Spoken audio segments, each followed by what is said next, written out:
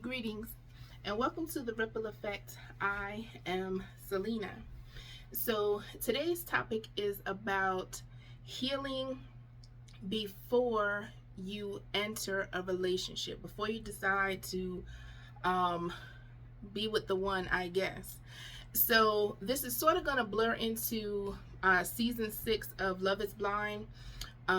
Jimmy and Chelsea. I was going to do a separate video, but I feel like all in one will work just fine. And you have to excuse the shadowing because the sun is starting to set and I don't have my camera light. So anyway, so with Jimmy and Chelsea, she exhibited a lot of insecurities. And she had mentioned because she had been cheated on in the past. And I don't know if she said by everyone she was with or just by a lot of different people she had been cheated on. And Jimmy didn't help the situation. He ends up coming out and saying, or she ends up calling him out and talking about how he's friends with someone that he slept with in the past. I'm gonna get real close, so ladies listen and pay attention.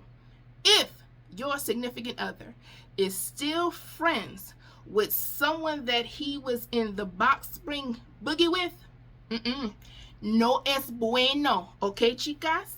Okay, not a good thing, because if they have shared something that's very intimate, one that's supposed to be only for covenant, but hey, we're all not living the life that God intended us supposed to be. None of us is perfect, so of course there are some of us who are still engaging in premarital sex. However, if he is still friends with someone that he has slept with, yet he's saying that he wants to be in a relationship with you, and she was talking about how they're still in constant communication, they still hang out, all these, you're supposed to be his best friend. Not the girl that he just slept with, I don't care, 5 months ago, a year ago, 10, and they're still in contact. Oh no. And the fact that she already had a lot of insecurities because she was cheated on in the past, she would say she came across very needy, very, very needy. But that's because it appears she has not healed from the things that has happened in her past.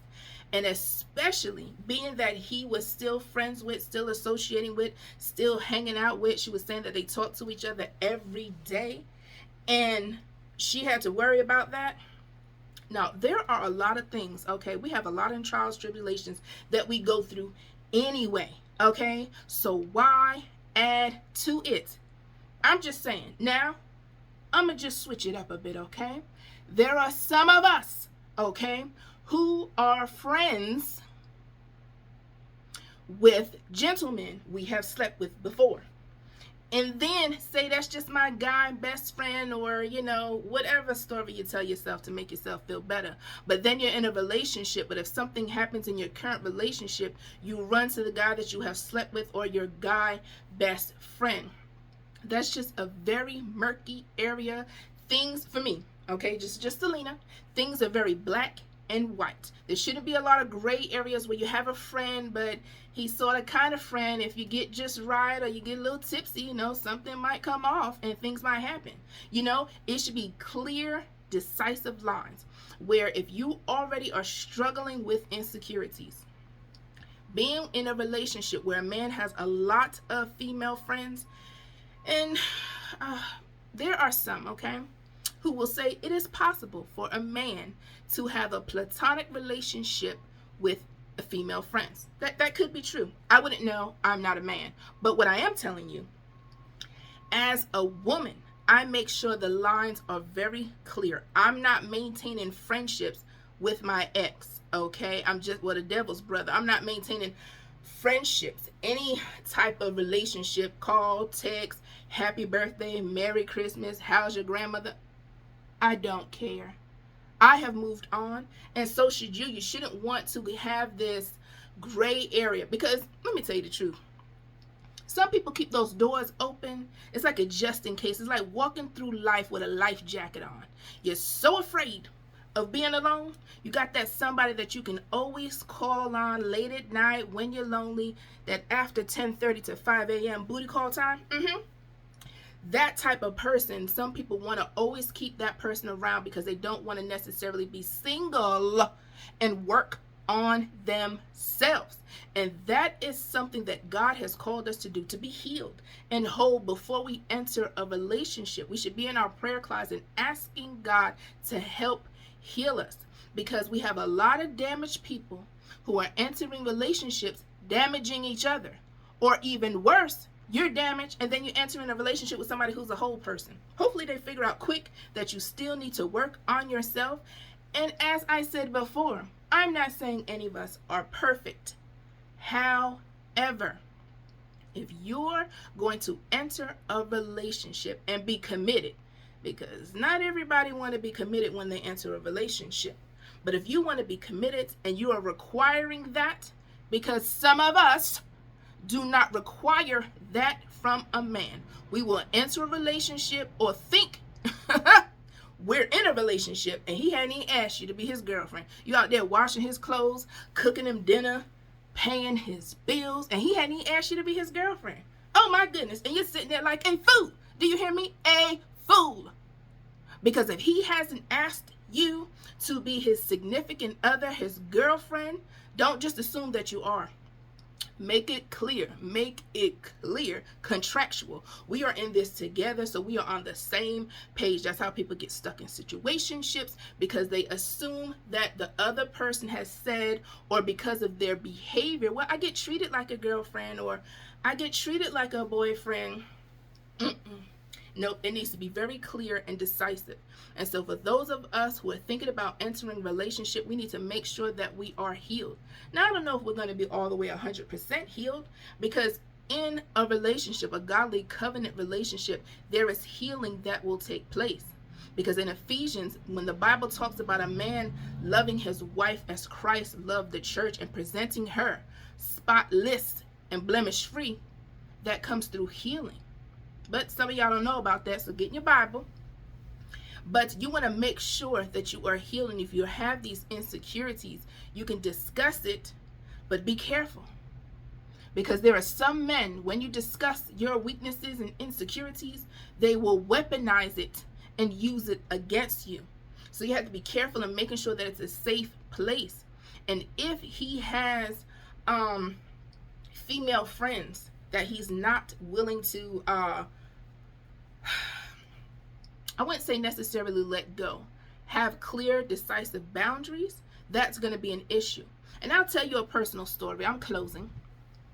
But I have always mentioned, well, not always, because goodness, I try not to talk about him, but it's a testimony about how God brought me through a very toxic and highly volatile marriage. So DB, which I call him the devil's brother, he had an ex that he just liked to keep in contact with. Now, for me, of course, it was an issue, because I'm pulling up at your mama's house and your ex there. Or I'm calling you at your mama's house and your ex there. So we all know what was going on there. But I'm healed now.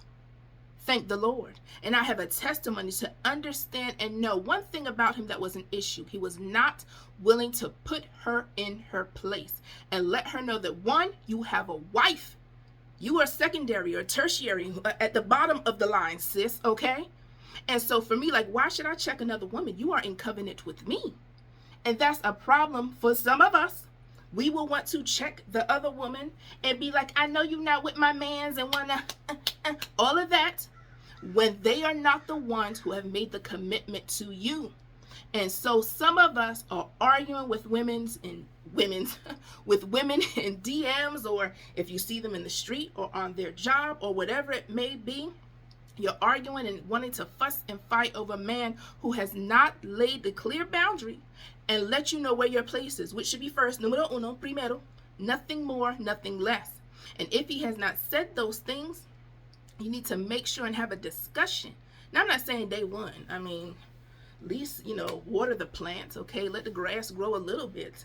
But I know for me, I had to learn to realize those things within a marriage.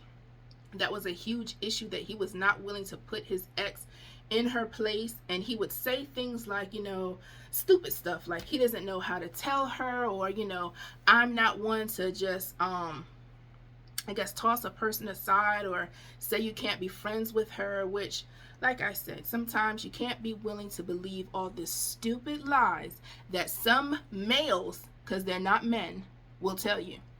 And so praise the Lord, I was able to survive that and come through it with a testimony to be able to share. Like, ladies, there are some things that we go through that are self-inflicted.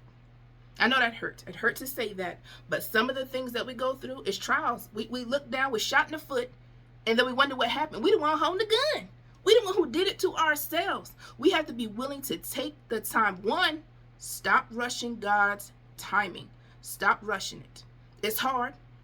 Trust me, I'm speaking from experience. I'm not just talking to this video just to talk. I'm telling you because I know it.